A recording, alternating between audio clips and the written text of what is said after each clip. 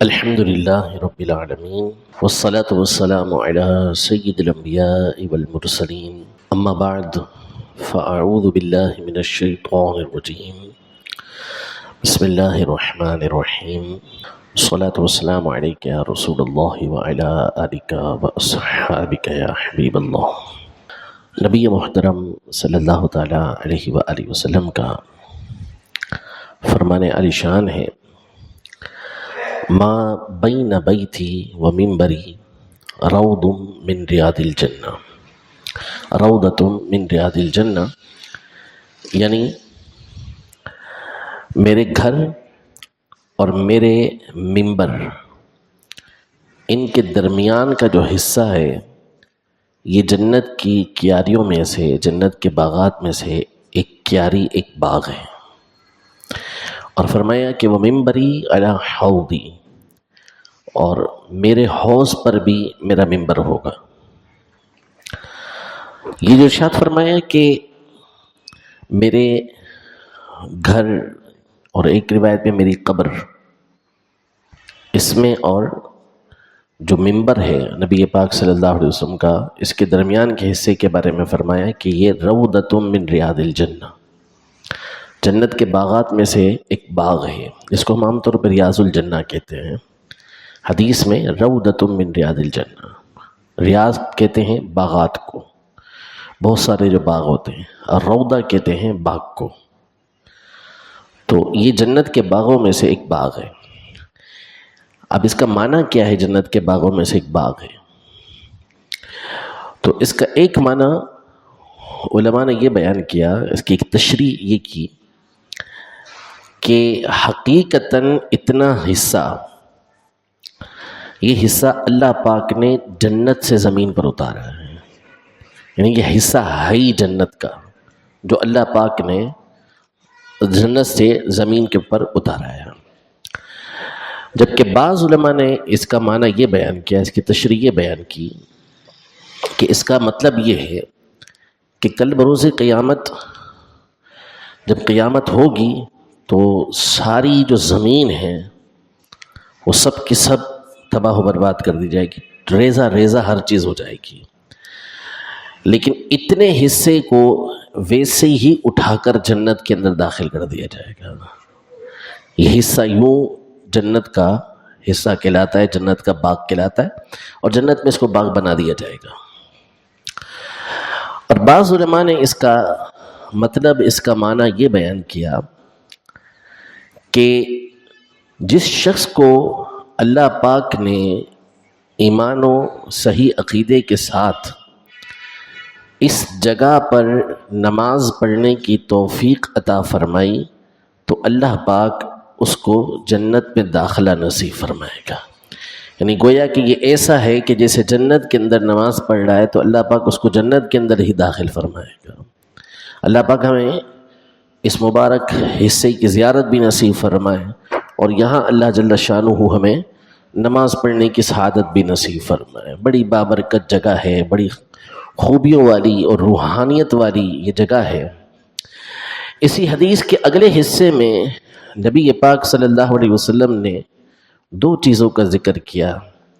ایک تو فرمایا میرا منبر، اور دوسرا میرا حوض، کہ میرے حوض پر میرا منبر ہوگا. تو جو نبی پاک صلی اللہ علیہ وسلم کا منبر تھا یہ لکڑی کا بنا ہوا تھا. پہلے نبی پاک صلی اللہ تعالیٰ علیہ وآلہ وسلم کھجور کے ایک تنے کے ساتھ، جو درخت ہوتا ہے اس کا جو نچلا حصہ ہوتا ہے تنا، اس سے ٹیک لگا کر آپ صلی اللہ تعالیٰ علیہ وسلم خطبہ دیا کرتے تھے. صحابہ اکرام علیہ رضوان کے سامنے جو خطبہ دیتے تھے وہ اس سے ٹیک لگا کر دیتے تھے. پھر ایک خاتون نے نبی پاک صلی اللہ علیہ وسلم کی بارگاہ میں عرض کی کہ میرا ایک غلام ہے جو بہت اچھا کارپینٹر ہے، بڑا ہی ہے، اگر آپ حکم ارشاد فرمائیں تو میں کوئی ایسی چیز اس سے بنوا دوں کہ جس پر آپ تشریف فرما ہوا کریں اور ہمیں واضح نصیحت کیا کریں. تو نبی پاک صلی اللہ علیہ وسلم نے فرمایا جیسا تم چاہو.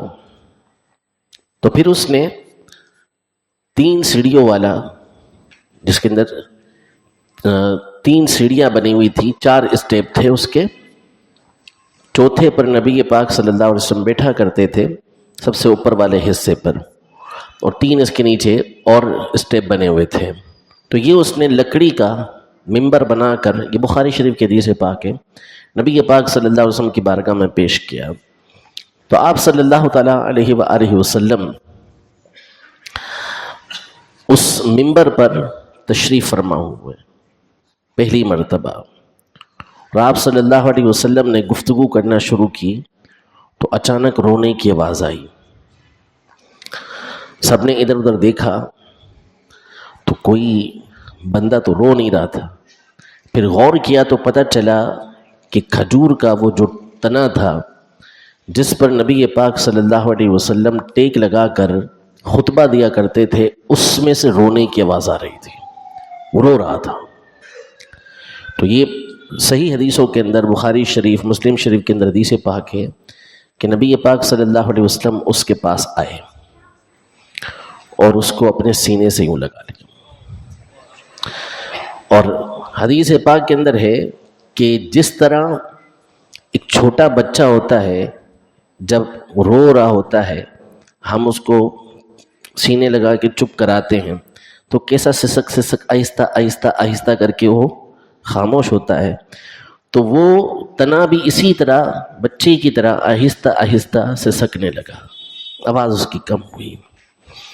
پھر نبی پاک صلی اللہ علیہ وسلم نے صحابہ کرام علیہم رضوان کو بتایا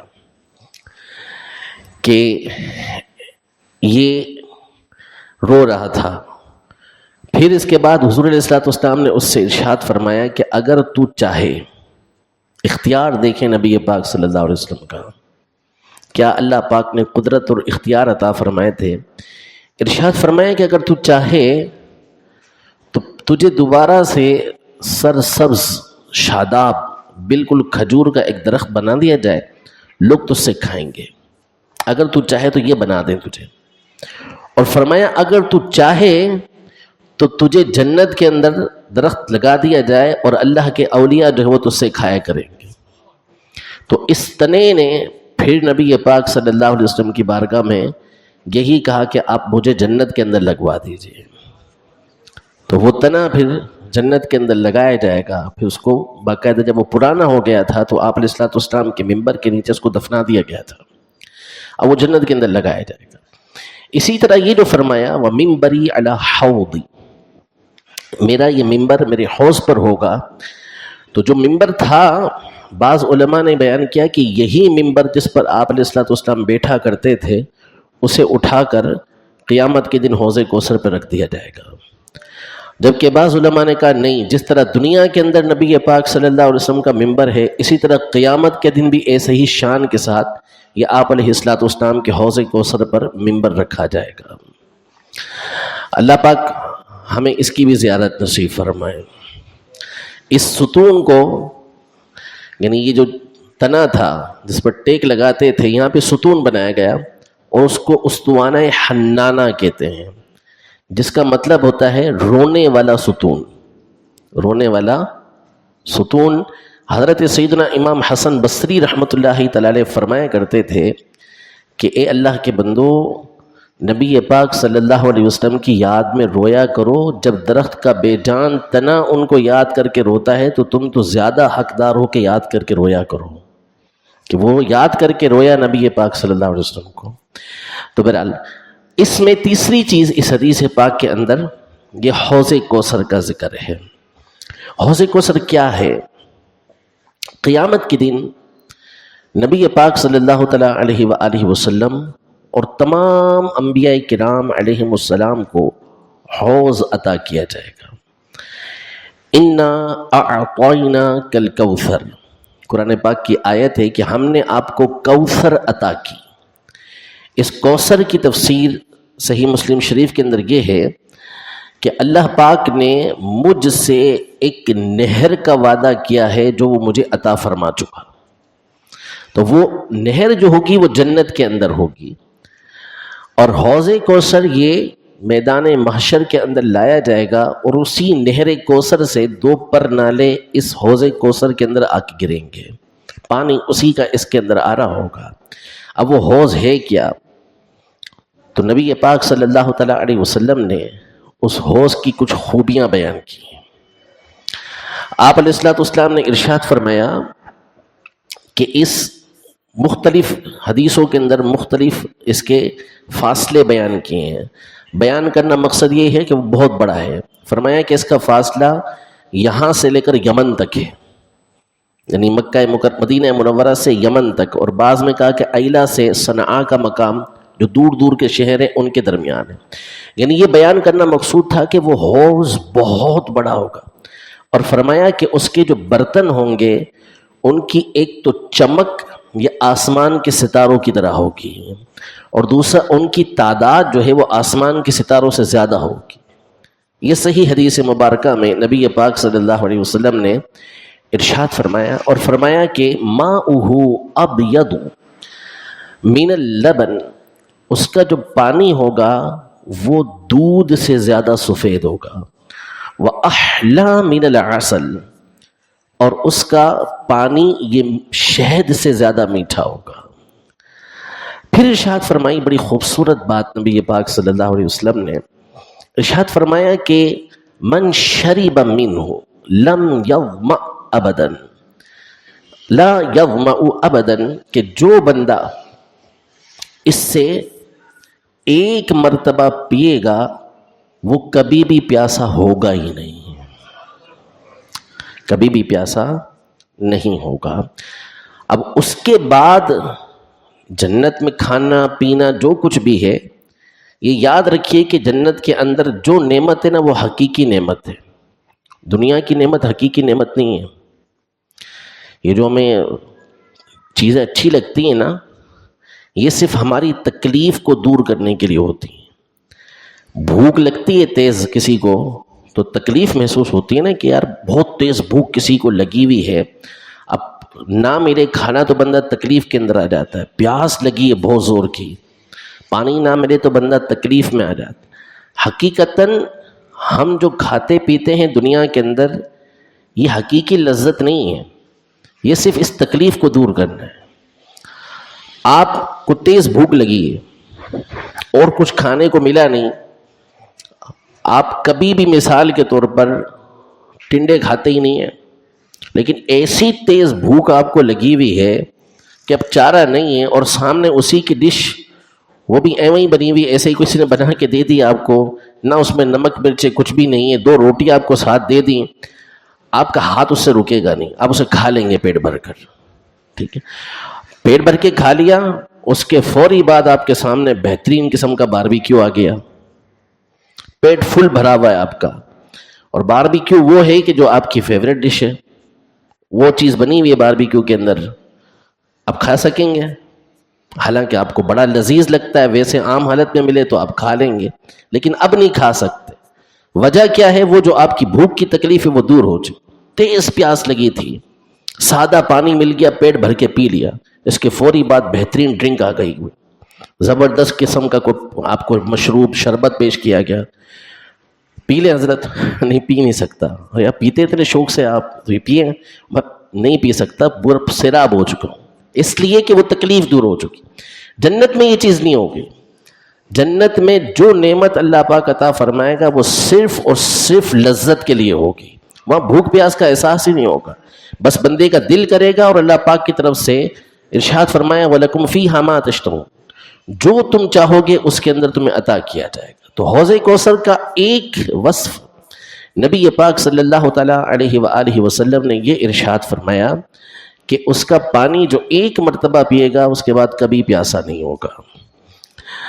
حضرت انس بن مالک رضی اللہ تعالیٰ عنہ بصرہ میں آپ نے ایک مقام پر ارشاد فرمایا کہ میں نے مدینے کی بوڑھی عورتوں کو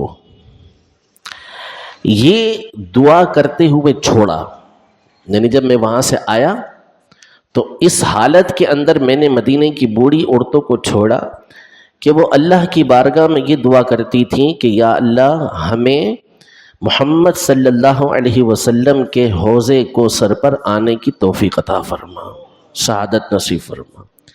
یعنی ہمارے اسلاف، ہمارے صحابہ، ان کی دعاؤں میں سے ایک دعا یہ ہوتی تھی کہ وہ اللہ کی بارگاہ میں عرض کرتے تھے کہ ہمیں نبی پاک صلی اللہ علیہ وسلم کے حوضے کو سر سے پینا نصیب فرما۔ ہم نہیں کرتے، ہمیں تو معلومات بھی نہیں ہوتی اور ہماری اس چیز کی طرف توجہ بھی نہیں ہوتی کہ اللہ کی بارگاہ میں یہ دعا کرنی چاہیے۔ نبی پاک صلی اللہ علیہ وسلم ارشاد فرماتے ہیں، انی فرط بین ایدیکم، میں تمہارے آگے تمہارا فرط ہوں۔ فرط یہ اس ذات کو بولتے ہیں، اس شخصیت کو، اس آدمی کو بولتے ہیں کہ جو آگے جا کر کسی کے لیے بندوبست کرتا ہے۔ آپ نے اگر نماز جنازہ کی دعا یاد کی ہو چھوٹے بچے کی یا پڑھی ہو تو اس میں ایک لفظ استعمال ہوتا ہے اللہم اجعلہ فرطا، بچی کے لیے استعمال ہوتا ہے اللہم اجعلہا فرطا۔ یہ جو فرط ہے، فرط کا مطلب ہی یہ ہوتا ہے کہ یہ چھوٹے بچے جو نابالغی کی حالت میں فوت ہو گئے، یہ آگے جا کر اپنے ماں باپ کے لیے بخشش کا سامان کریں گے، بخشش کا ذریعہ بنیں گے، ان کی بخشش کروائیں گے۔ تو نبی پاک صلی اللہ علیہ وسلم نے فرمایا کہ میں تمہارے لیے فرط ہوں، تمہارے لیے یعنی تمہارے لیے آگے جا کر تمہاری آسانیوں کا بندوبست کرنے والا ہوں، بندوبست کرنے والا ہوں۔ اور یہ ارشاد فرمایا کہ مجھے تم پر اس بات کا خوف نہیں ہے کہ ان تشرکوا بعدی، تم میرے بعد شرک کرو گے، یہ نہیں ہوگا کہ تم شرک کے اندر ہو جاؤ، پڑ جاؤ، ایسا نہیں ہوگا۔ ہاں مجھے اس بات کا خوف ہے کہ تمہارے اوپر دنیا کو کھول دیا جائے گا، خوب دنیا کی دولت تمہارے پاس آئے گی، ان تنافسوا فیہا، اور تم لوگ اس کے ایک دوسرے سے آگے بڑھنے میں لگے ہوئے ہوگے، اس بات کا مجھے تمہارے اوپر خوف ہے۔ اور فرمایا وَمَوْعِدُكُمْ حَوْضِي، اور تم سے جو میرا ملنے کا وعدہ ہے دنیا سے جانے کے بعد، جب ہم آپس میں ملیں گے تو وہ میرا حوض ہوگا جہاں پر ہم ملاقات کریں گے۔ یعنی پہلے سے تمہارے لیے بندوبست کیا ہوا ہوگا کہ لوگ پیاس سے بےتاب ہوں گے میدان محشر میں۔ اور ارشاد فرمایا کہ اِنَّ لِكُلِّ نَبِيٍّ حَوْضًا، قیامت کے دن ہر نبی کا حوض ہوگا، اور میرا جو حوض ہوگا میں سب سے زیادہ میری امت کے افراد میرے حوضے کو سر پر آئیں گے۔ ہاں چند باتیں ارشاد فرمائی جو ہمارے لیے سمجھنے والی ہیں۔ نمبر ایک، پہلی بات تو میں نے آپ کو یہ عرض کی کہ ہمارے بزرگوں کی جو دعا ہوتی تھی، صحابہ کی دعا ہوتی تھی، وہ دعا کرتے تھے کہ اللہ ہمیں حوضے کو سر پر آنا نصیب کرے۔ پھر جس کا جیسا ذوق، جیسا شوق، بعض یہ دعا کرتے ہیں کہ اللہ ہمیں حضور پاک صلی اللہ علیہ وسلم کے مبارک ہاتھوں سے جام کوثر نصیب فرما، کوثر کا پیالہ نصیب فرما کہ ان کے ہاتھوں سے پیے۔ بعض کہتے ہیں نبی پاک صلی اللہ علیہ وسلم اپنے ہونٹوں سے لگا کر پھر ہمیں عطا فرمائے۔ جس کا جیسا ذوق اور محبت ہوتی ہے وہ ویسی ہی دعائیں کرتا ہے، لیکن یہ دعا ہماری ہونی چاہیے۔ دوسری بات یہ کہ نبی پاک صلی اللہ تعالیٰ علیہ وآلہ وسلم نے یہ ارشاد فرمایا جو بہت ہمارے لیے سمجھنے والی بات ہے، کہ ارشاد فرمایا کہ قیامت کے دن جب حوض کوثر پر کچھ لوگ آئیں گے تو میں انہیں اپنے حوض کوثر سے دور کروں گا، جیسا کہ کوئی اپنے حوض پر آنے والے اجنبی اونٹوں کو دور کرتا ہے، ویسے میں دور کروں گا۔ اب پھر ان کی الگ الگ جو ہے وہ مثالیں دی گئی ہیں کہ وہ کون افراد ہوں گے، وہ افراد ہوں گے جنہوں نے دین کو بدل دیا ہوگا، ایسے افراد کو حوض کوثر پر آنا ملے گا نہیں۔ اور ایک جو ہمارے معاشرے کی بہت بڑی برائی ہے وہ یہ ہے، ارشاد فرمایا کہ جس کا بھائی جس سے معافی مانگنے کے لیے آئے، اس کا بھائی یعنی مسلمان بھائی اس سے معافی مانگنے کے لیے آئے اور وہ اس کو معاف نہ کرے تو اس کو حوض کوثر پر آنا نہیں ملے گا۔ معافی مانگنے آیا بھائی اس کا کہ مجھے معاف کر دو، لیکن وہ اپنے تکبر کی وجہ سے اس کو معاف نہیں کرتا، فرمایا حوض کوثر پر آنا ملے گا نہیں۔ جب وہ سچے دل سے معافی مانگ رہا ہے، تلافی کر رہا ہے، تب اس کی معافی کو قبول کر لو۔ صحابہ کرام علیہم رضوان نے ایک موقع پر نبی پاک صلی اللہ علیہ وسلم کی اس حدیث پاک کے بارے میں عرض کی کہ آپ کے پاس، آپ فرماتے ہیں کہ جو میرے پاس آئیں گے میں ان کو پہچانتا ہوں گا، میں ان کو پہچانتا ہوں گا. تو پوچھا کیسے؟ کا نشانی کے ذریعے. اب اربوں کی تعداد میں امت ہوگی جو نبی پاک صلی اللہ علیہ وسلم کی بارگاہ میں حاضر ہوگی، آپ علیہ الصلوۃ والسلام سب کو پہچانتے ہوں گے، سب کو جانتے ہوں. اور کیسے جانتے ہوں گے؟ تو فرمایا نشانی کے ذریعے. بولے کیا نشانی ہوگی؟ فرمایا تمہاری نشانی یہ ہے کہ جن اعضاء کو، جن پارٹس کو تم دھوتے ہو، قیامت کے دن یہ اعضاء چمک رہے ہوں گے. ہاتھ چمک رہے ہوں گے، منہ چمک رہا ہوگا، پاؤں چمک رہے ہوں گے. اسی لیے فرمایا کہ جو ان اعضاء کو دھوتا ہے تو یہ قیامت کے دن چمک رہے ہوں گے. فرمایا تھوڑا تھوڑا اپنی چمک کو زیادہ کر لیا کرو، جس سے ہو سکے اپنی چمک کو زیادہ کرے. یعنی کوہنی تک ہاتھ دھونے کا حکم ہے تو فرمایا تھوڑا سا اوپر دھو لے. چہرہ دھو رہا ہے تو تھوڑا سا اوپر کی طرف دھو لے، پاؤں تھوڑا سا اوپر دھو لے، کہ جتنے اعضاء اوپر کی طرف دھلیں گے اتنا ہی زیادہ قیامت کے دن چمک نصیب ہوگی. تو اس سے نبی پاک صلی اللہ علیہ وسلم پہچان لیں گے. تو اس سے معلوم ہوا کہ صحیح طریقے سے وضو سیکھنا بھی ضروری ہے. وضو صحیح کریں گے تو اس کا یہ فائدہ بھی حاصل ہوگا. اللہ پاک ہم سب کو حوض کوثر پر آنا نصیب فرمائے. آخر میں چونکہ جمادی الاخری کا مہینہ شروع ہو گیا، سیدنا صدیق اکبر رضی اللہ تعالی عنہ کا یہ مہینہ ہے 22 تاریخ کا، تو حوض کوثر کے حوالے سے ایک حدیث سنتے جائیں.